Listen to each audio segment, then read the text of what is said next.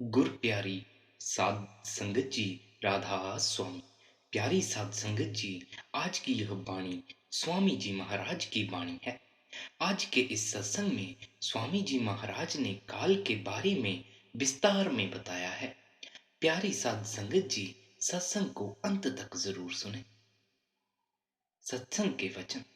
संत सतगुरु कहते हैं कि इस त्रिलोकी का मालिक काल है, जिसने सारी दुनिया को इस मुसीबत में डाला हुआ है। सारी दुनिया काल के जाल में फंसी हुई है। ब्रह्मा विष्णु शिव काल के जाल में है।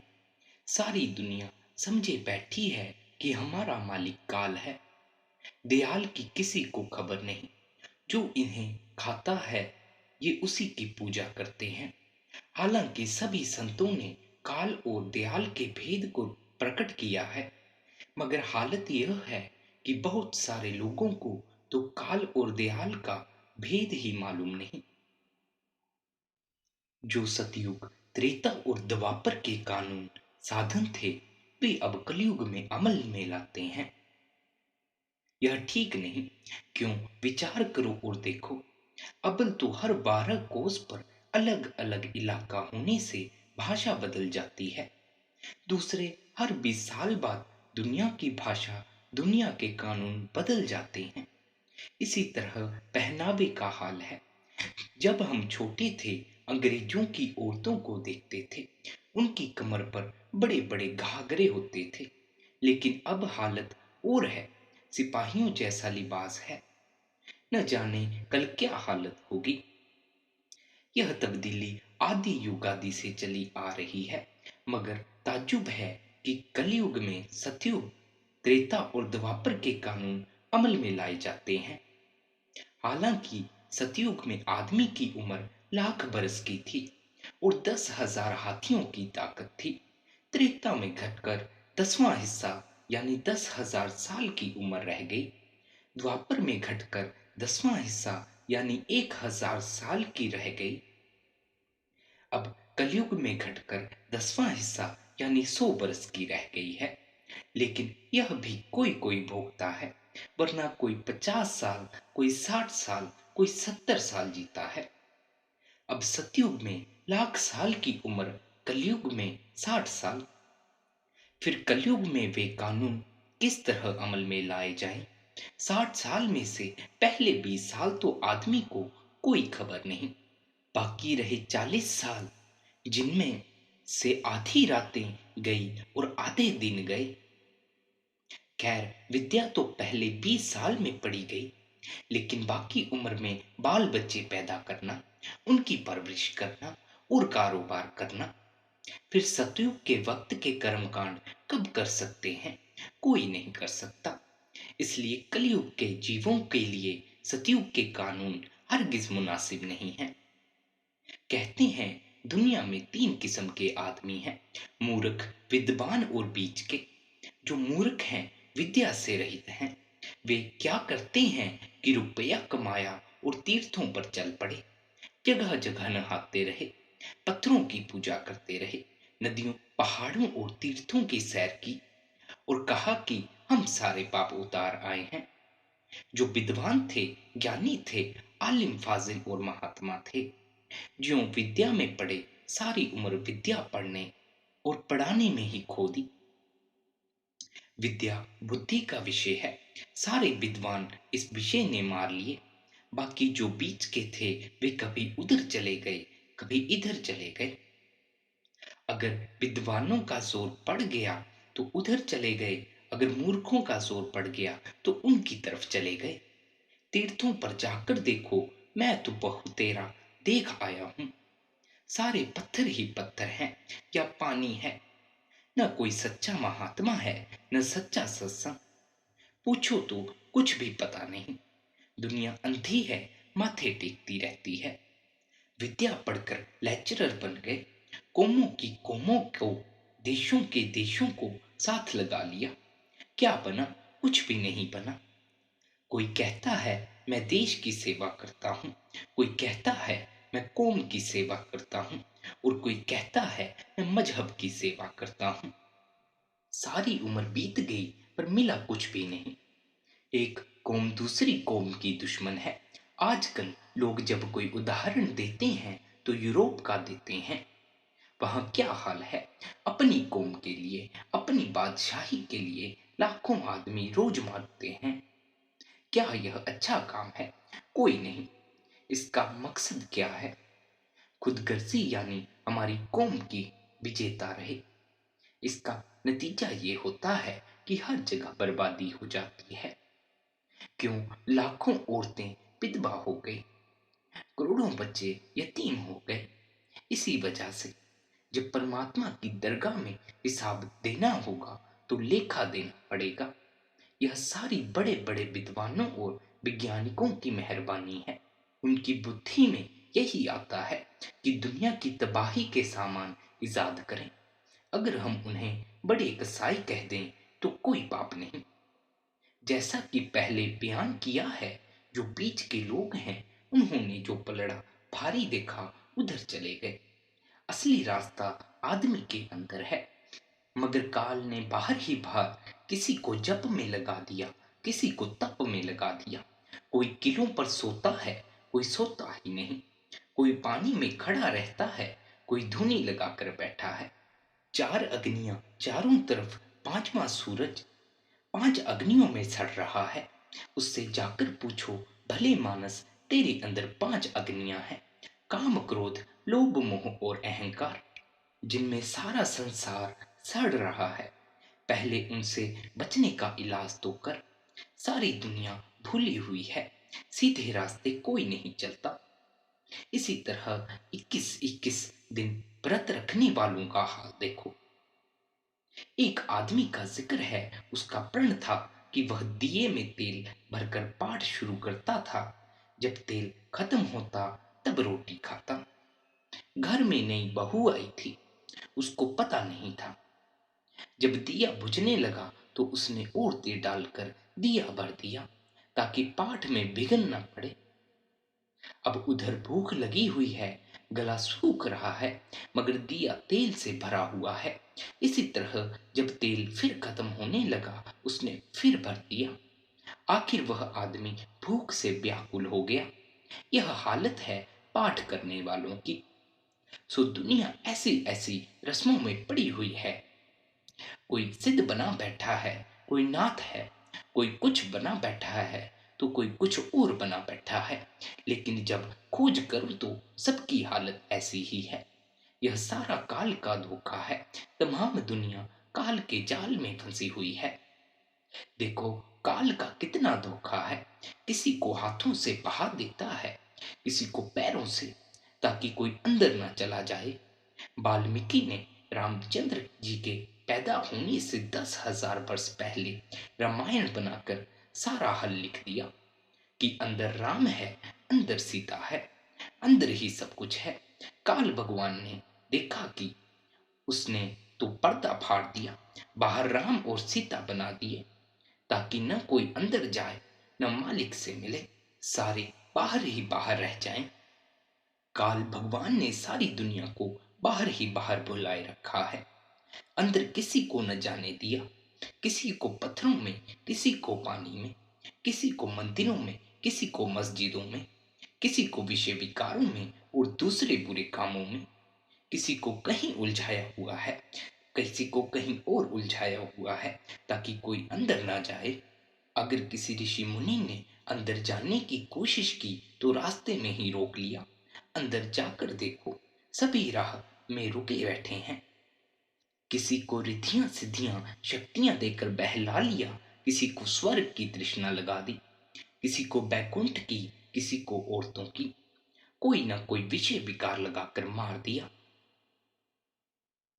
जब देखा कि सारी दुनिया भूल गई है, उस वक्त वह अकाल पुरुष संतों को भेजता है। अगर आपको मुक्ति हासिल करनी है तो पढ़ना पढ़ाना, तीर्थ व्रत, मंदिर मूर्ति, देवी देवता सब छोड़ दो। मुक्ति हासिल करने के लिए 3 चीजों की जरूरत है। पहला सत्संग, दूसरा सतगुरु और तीसरा नाम। सो जीव को चाहिए कि जब संतों के सत्संग में आए तो पहले खूब इंक्वायरी करे, सोचे, विचार करे और अपने तमाम शक दूर करे जब यकीन आ जाए तो नाम लेकर उसकी कमाई करे। सत्संग से बढ़कर दुनिया में और कोई दौलत नहीं। यह वह पदार्थ है जिसे पाकर डाकू डकैती छोड़ देता है और अन्य दुराचार भी छोड़ देते हैं।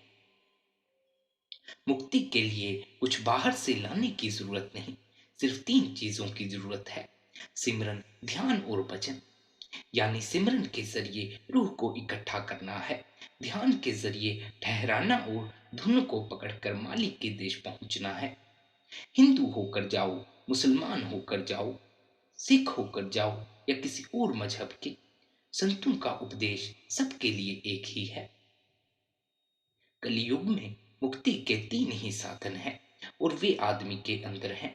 न तीर्थ, न मंदिर, न मूर्ति, न जप तप, न पूजा और पाठ और किसी चीज की जरूरत नहीं। वेद शास्त्र, स्मृति और पुराणों में काल का कानून है। संतों की मुक्ति हमेशा के लिए है। फिर जो वेद हैं दूसरी मंजिल से निकले हैं, हमें जाना है 8वीं मंजिल पर। कितना फर्क है। लाखों किताबें पढ़ लो, मुक्ति नहीं होती, मुक्ति नाम में है। यही गुरु नानक साहिब कहते हैं, लाखों मन कागज प्यार से पढ़ लो, बेशुमार स्याही लेकर हवा की तरह लिखते जाओ, समझ नहीं आती, मुक्ति नहीं होती। नाम कोई और है, फिर भी लोग पढ़ने से मुक्ति समझते हैं। कोई गीता पढ़ता है, कोई भागवत पढ़ता है, कोई कुछ और पढ़ता है। सवेरे उठे तोते की तरह पढ़ लिया। यह पता नहीं कि जप जी क्या कहती है। अगर अंदर नहीं गया तो पुराने राजा महाराजाओं की कथा सुनने से, यानी पुरानी कब्रें खोदने से क्या निकलता है? कुछ भी नहीं निकलता। बगैर गुरु के कुछ भी नहीं मिलता। जिस तरह वक्त का हाकिम होना जरूरी है, इसी तरह वक्त के गुरु की जरूरत है। जितने विद्वान हैं वे हमेशा से संतों पर तानाकशी करते आए हैं कि ये बेवकूफ हैं, इन्हें वेद शास्त्रों की खबर नहीं, ये ऐसे हैं, ये वैसे हैं। लेकिन संत कुछ नहीं कहते। जब जब महात्मा आए हैं, इन्होंने उन्हें आराम लेने नहीं दिया, मंसूर को सूली पर चढ़ा दिया, शम्स तबरेज की खाल उतार दी, गुरु नानक देव जी से भुजा उठवाया, चक्कियां पिसवाई, गुरु अर्जुन साहिब को तपते हुए तवे पर बिठाया। वे हमारा भला करते हैं, हमसे प्यार करते हैं, पर हम उन्हें दुख देते हैं। संत बड़ी प्यार के साथ समझाते हैं कि तुम काल के जाल में गिरफ्तार हो। तुम्हारे अंदर करोड़ों खंड ब्रह्मांड, पहाड़ और दरिया हैं, बल्कि खुद खुदा तुम्हारे अंदर है। आओ तुम्हें ऊपर मालिक के देश में ले चलें। मगर वे सुनते नहीं। उन्हें धन माल की चाह है, परमार्थ का शौक नहीं। उन्हें अहंकार है, इसलिए वे खाली आए और खाली चले गए। वे 84 के चक्कर में जाएंगे और दुख पाएंगे। जब जब संत आए, जिन जिन पुरुषों ने उनका हुक्म माना, उनके उपदेश को प्यार से सुना, वे अपना जन्म मरण खत्म कर गए। जिन्होंने नहीं माना, उन्होंने जन्म मरण खत्म नहीं किया। वे खाली आए और खाली चले गए। अगर कोई मुक्ति का इलाज ढूंढते भी हैं तो कोई पुराने जमाने की पूजा आदि में लग जाते हैं, कोई कानून पढ़ता है और कोई वेदांत पर विचार करने लग जाता है। ये साधन अंदर नहीं ले जा सकते। वे कहते हैं कि विद्या पढ़ने से मुक्ति मिलती है। वे न कोई साधन करते हैं, न कभी पिंड को छोड़कर ब्रह्मांड पर चढ़े, और ना ही उनके पास अंदर जाने की समझ है। उन्हें पता नहीं कि वेदांत और कुछ और पढ़ना पढ़ाना बुद्धि का विषय है। यही हाल औरों का है। कहते हैं कि वे पुराने पुराने इतिहासों को टटोलते हैं, लेकिन जो मौजूदा तालीम है उसे नहीं लेते। कलयुग की विद्या क्या है?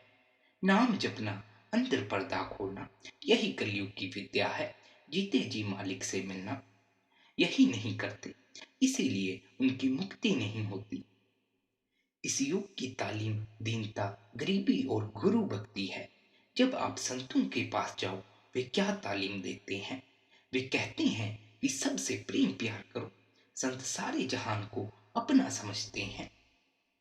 फिर कहते हैं कि अपने आप को दीनता में रखो।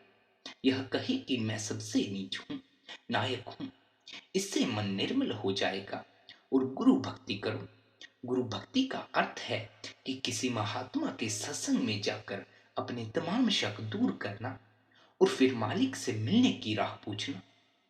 जब राह मिल जाए तो उसकी हिदायत के मुताबिक यहाँ दोनों आंखों के बीच तक अपने शरीर को खाली कर दो। जब तारा मंडल, सूरज, चंद्रमा को लांघकर ऊपर जाओ, आगे सतगुरु खड़ा है। अब विचार करने वाली बात है कि न गुरु की देह गुरु है और न शिष्य की देह शिष्य है। जब गुरु प्रत्यक्ष हो गया, वह कहेगा चलो ऊपर, फिर मंजिल दर मंजिल सचखंड पहुंच जाओगे।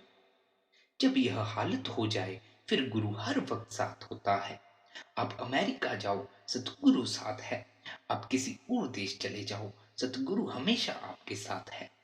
जो लोग शिकायत करते हैं कि जी मन नहीं लगता, उनमें कसर क्या है?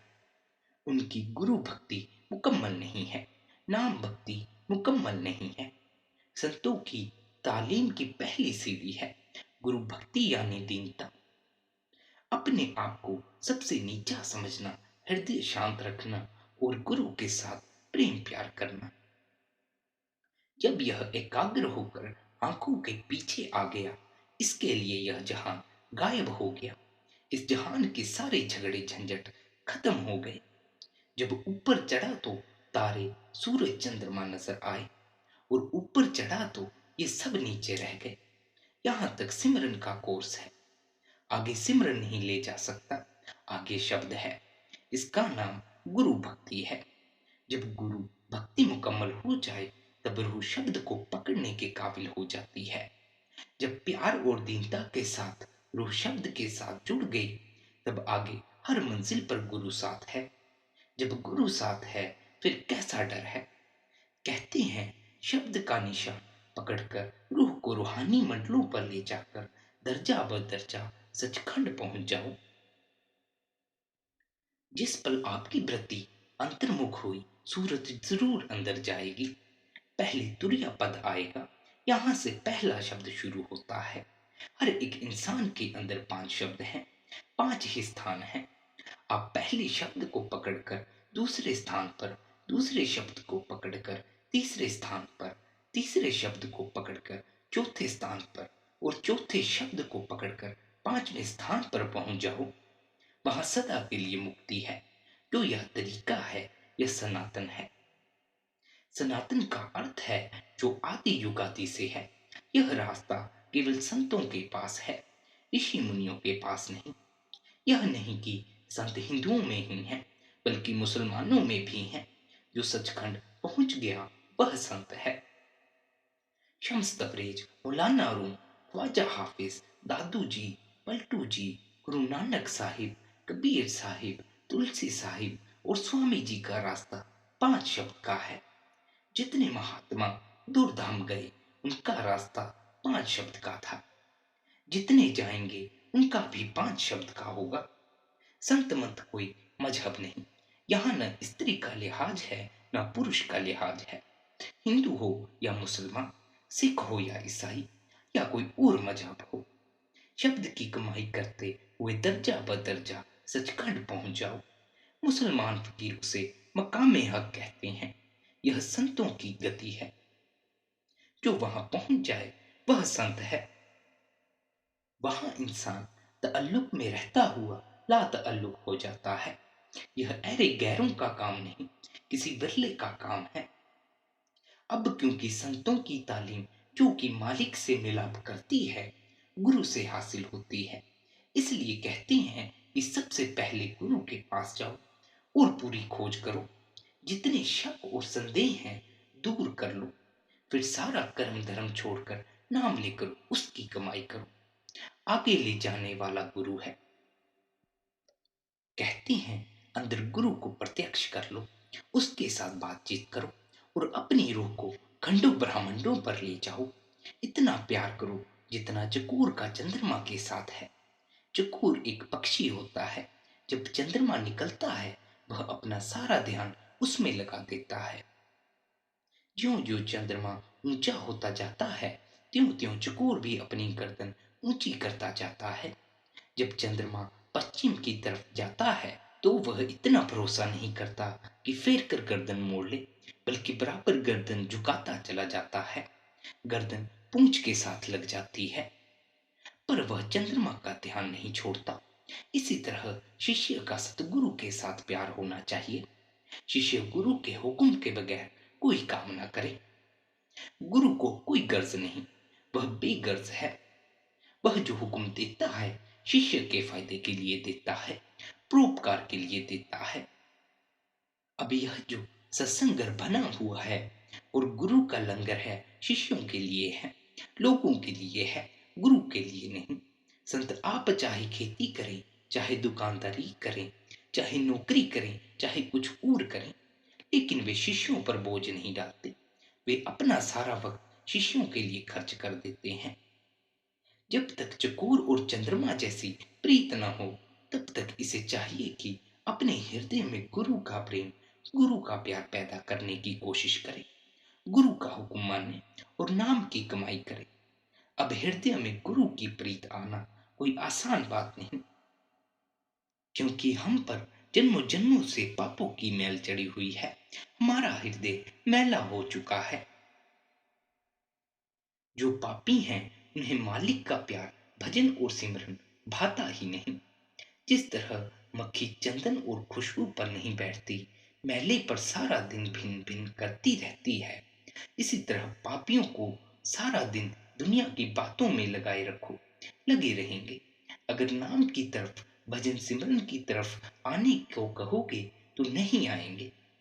जब यह नाम की कमाई करेगा, गुरु के साथ प्रेम प्यार करेगा, आहिस्ता आहिस्ता चकोर और चंद्रमा जैसी प्रीत हो जाएगी।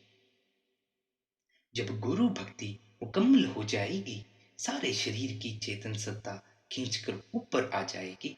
जन्म जन्म की सोई हुई रूह जाग उठेगी। अंदर गुरु प्रकट हो जाएगा। जब कपड़े को साफ करके रंग चढ़ाओ, फौरन चढ़ेगा। इसी तरह जब प्रेम प्यार के साथ भजन में बैठोगे तो रंग चढ़ जाएगा।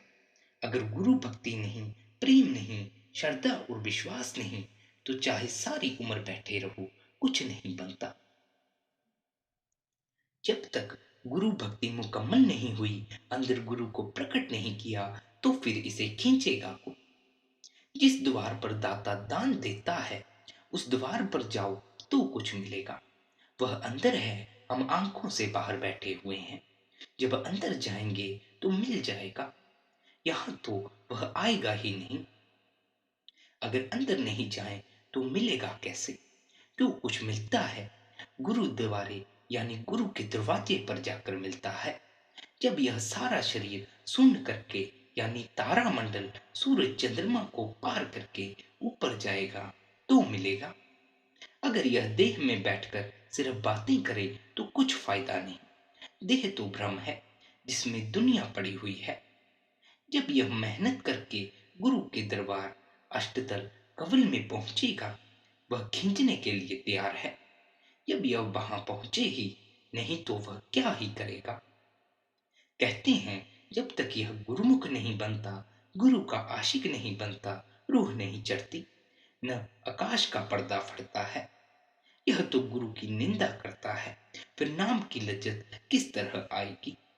इसका अपना हृदय मैला है, यह गुरु के लिए भी मैला ख्याल रखता है। सो जब तक यह गुरु को हाजिर नाजिर ना समझे और फिर अंदर प्रत्यक्ष ना करे, इसे कौन ले जाएगा? कोई नहीं ले जाएगा। यह मेरा ख्याल ही नहीं, बाणी भी यही कहती है।